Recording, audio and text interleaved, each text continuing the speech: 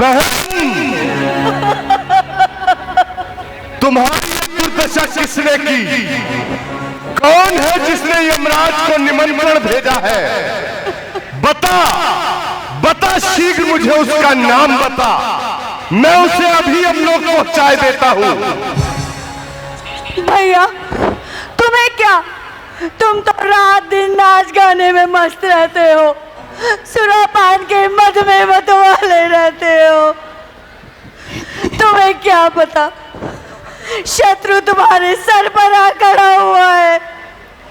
तुम्हें अभिमान है कि तुम वेदों के पंडित हो, परंतु याद रहे, विषयों के संग से सन्यासी, मान से ज्ञान, सुरापान से लज्जा और अहंकार से बड़े बड़े विद्वान भी नष्ट हो गए हैं।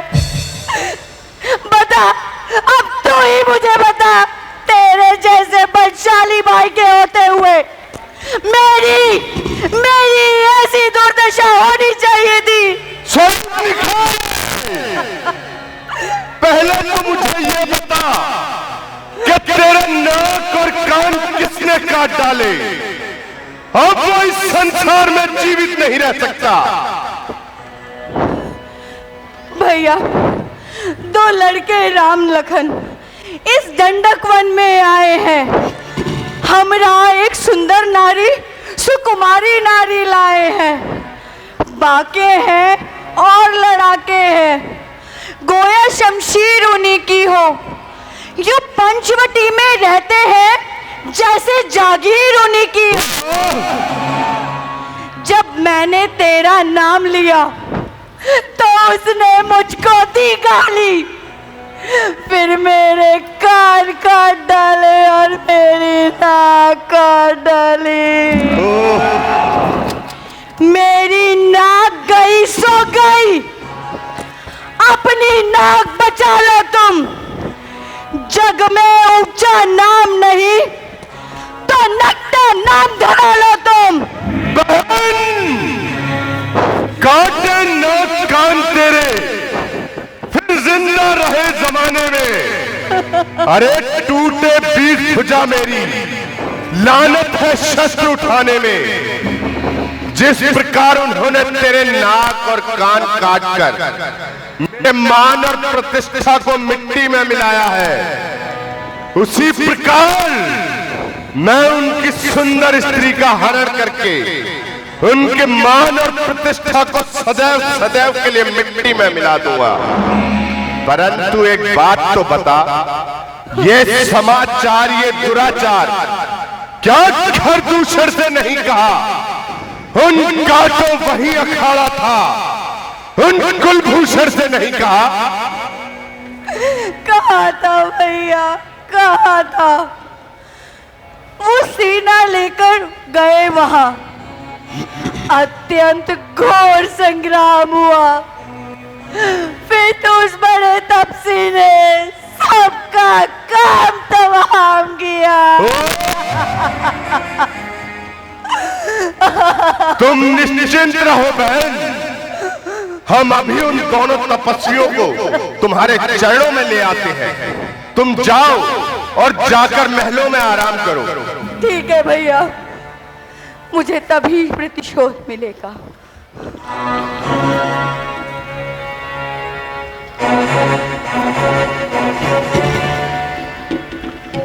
घर दूषण मम संबलवंता, मार सके न कोई बिन भगवंता।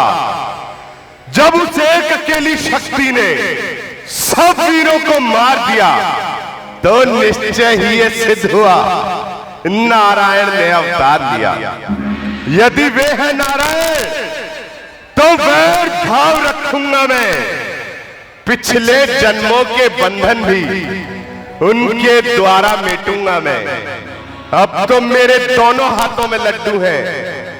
यदि वे नारायण हैं तो उनके हाथों से मोक्ष प्राप्त करूंगा, और यदि वे कोई साधारण पुरुष है तो उसकी सुंदर स्त्री का हरण करके अपने हृदय में धधकती प्रतिशोध की ज्वाला को शांत करूंगा।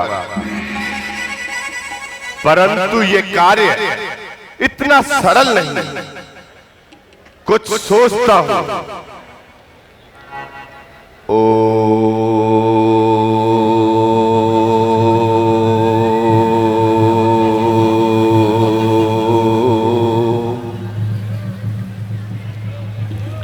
याद आया, छल और कपट की विद्या में निपुण मायावी मामा मारीच, मामा मारीच। ओम नमः शिवाय, ओम नमः शिवाय, ओम मामा मारीच, नमः शिवाय, जय शंकर की। ओम नमः शिवाय, मामा मारीच, नमः शिवाय, जय शंकर की। जय शंकर की। आइए लंकेश, पधारिए। आज तो इसके नमस्कार में भी कोई षड्यंत्र प्रतीत होता है।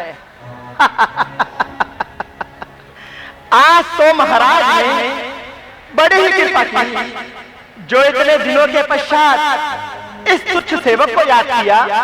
हाँ मामा, आज तुमसे मिलने का दिल चाहा तो दरबार से सीधा तुम्हारे पास ही चला आया। अहो भाग्य, कहिए तात, सब आनंद में तो है। हाँ, हम भी हैं आनंद। कहते हैं सभी व्यवहार में कौन रहता है मगर आनंद इस संसार में। हे नाथ, आज आपका मन इस प्रकार व्याकुल क्यों हो रहा है? ऐसी कौन सी चिंता है जो आज आप ऐसी निराशापूर्ण भरी बातें कर रहे हैं? मारीच, हम पर एक विपत्ति आन पड़ी है। विपत्ति? देवता और दानवों के स्वामी पर विपत्ति, स्वर्ग, पृथ्वी और पाताल के विजेता पर विपत्ति। ये आप क्या कह रहे हैं दानवेश? हाँ, मैं ठीक कह रहा हूं। एक बार बहन स्वरूप निखा दंडक वन में विहार करते हुए गई। वहां पर दो राजकुमार अपनी सुंदर स्त्री के साथ आए हुए हैं। जब उसने उनसे बात करनी चाहिए तो उन तपस्वियों ने उससे छल करना चाहा। जब बहन ने उसका विरोध किया तो उस छोटे तपस्वी ने उसके नाक और कान काट डाले।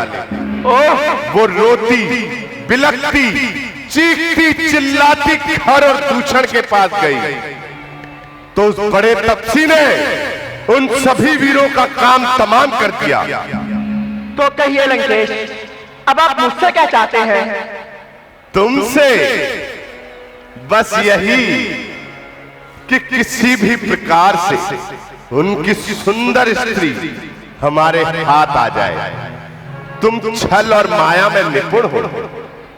तुम अपनी माया से उन दोनों तपस्वियों को पंचवटी से दूर ले जाओ, जिससे मैं उनकी सुंदर स्त्री का हरण कर सकूं और अपने हृदय में धधकती प्रतिशोध की ज्वाला को शांत कर सकूं। किंतु हे दशीष, मेरे विचार से ऐसा करना कोई बुद्धिमानपूर्ण कार्य नहीं, क्योंकि राम से बैर बांधना बड़ी ही भयंकर भूल है। हे दशीष, वो मनुष्य के रूप में इस चराचर के स्वामी हैं। ये दोनों वे ही राजकुमार हैं जिन्होंने विश्वामित्र के यज्ञ की रक्षा की थी और मुझे बिना फर वाला बाण मारकर 100 योजन दूर फेंक दिया था। आज भी जब मैं उस बाण को याद करता हूं तो मेरा हृदय कांप उठता है।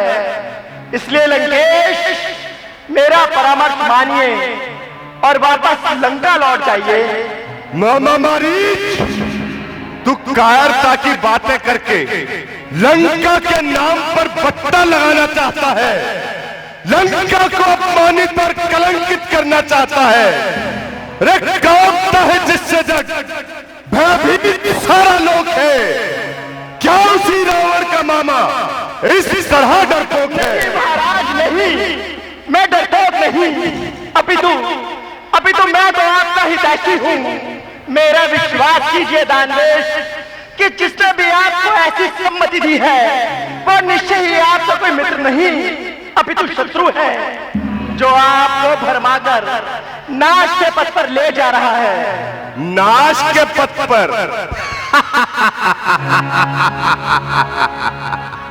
अरे मूर्ख, मुझे नाश के पथ पर ले जाने वाला कौन हो सकता है? मेरे सम्मुख विरोध की भावना रखकर आने वाला कौन हो सकता है? देव, दानव, यक्ष और अवतार कहते हैं मुझे, वरुण, अग्नि, पवन और यमराज कहते हैं मुझे, विश्व ज्ञानी ज्ञान का भंडार कहते हैं मुझे, लोक के विद्वान भी गुणोत्तार कहते हैं मुझे। ये सब तो ठीक है दानवेश, किंतु समय की गति सब कुछ निष्फल बना देती है। होनी अच्छे को खेल खिला देती है।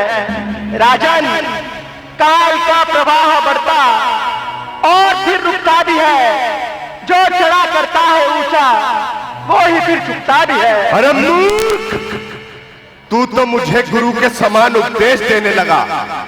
क्या तू नहीं जानता कि मैं तेरा राजा हूं और तू मेरी प्रजा?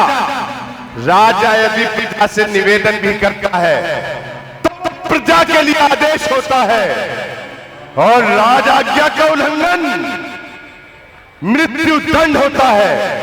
ठहर, मैं पहले तुझे ही यमलोक पहुंचाता हूं। क्षमा लंकेश, क्षमा।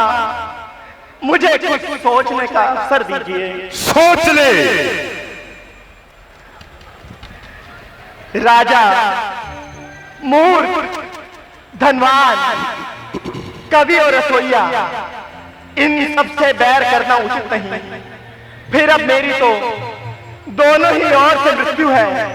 वहां श्री रामचंद्र जी के बाणों से मेरे प्राण नहीं बचेंगे, और यहाँ इस दुष्ट की तलवार मेरे प्राण ले लेगी।